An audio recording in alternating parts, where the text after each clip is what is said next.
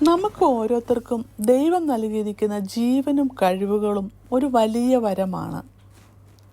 നാം എവിടുന്ന് വന്നവരാണ് അല്ലെങ്കിൽ എത്ര ശക്തരാണ് എന്നല്ല, നാം എന്തായി മാറുന്നു എന്നാണ് ദൈവം നോക്കുന്നത്.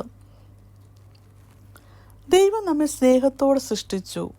ജീവിതത്തിൽ ഓരോ കഴിവും ഒരു പ്രത്യേക ഉദ്ദേശത്തോടെ നമുക്ക് തന്നിട്ടുണ്ട്. നമ്മുടെ പ്രതിഭകൾ, കഴിവുകൾ അവയെല്ലാം ദൈവത്തിൻ്റെ സമ്മാനങ്ങളാണ്. പക്ഷെ നാം ആ കഴിവുകൾ ഉപയോഗിച്ച് എന്തു ചെയ്തുകൊണ്ടിരിക്കുന്നു?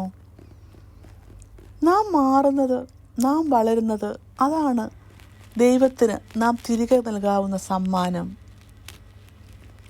ഒരു നല്ല മനസ്സുള്ള വ്യക്തിയാകുക, ദൈവത്തിൻ്റെ ഇച്ഛയനുസരിച്ച് ജീവിക്കുക, മറ്റുള്ളവർക്കായി ജീവിക്കുക, ഇവയൊക്കെയാണ് ദൈവത്തെ മഹത്വപ്പെടുത്തുന്ന ജീവിതത്തിൻ്റെ അടയാളങ്ങൾ.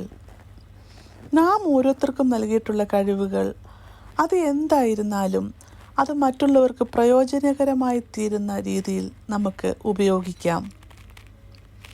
1 പത്രോസ് 4 അധ്യായം 10 ഇപ്രകാരം പറയുന്നു: ഓരോരുത്തരും വരം ലഭിച്ചതുപോലെ വിവിധമായുള്ള ദൈവകൃപയുടെ നല്ല ഗൃഹവിചാരകന്മാരായി അതിനെക്കൊണ്ട് അന്യോന്യം ശുശ്രൂഷിപ്പീൻ. ദൈവം നമ്മളെ അനുഗ്രഹിക്കട്ടെ.